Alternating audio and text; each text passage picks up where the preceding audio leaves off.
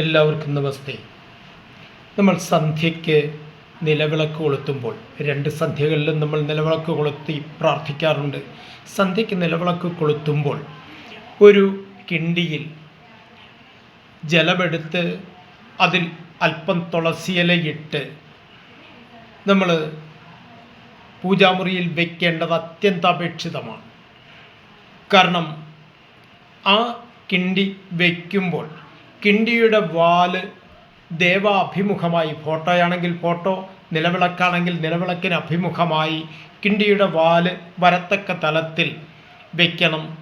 ആ അല്പം വെള്ളമെടുത്ത് ആ ഭാഗത്ത് ഒന്ന് ചെറുതായി പ്രോഷണം ചെയ്തതിന് ശേഷം വേണം നിലവിളക്ക് കൊളുത്താൻ. ഇങ്ങനെ ചെയ്യുന്ന വീട്ടിൽ സർവ ഐശ്വര്യവും എപ്പോഴും മഹാലക്ഷ്മിയുടെ സാന്നിധ്യമുണ്ടാകും. എല്ലാവർക്കും നമസ്തേ.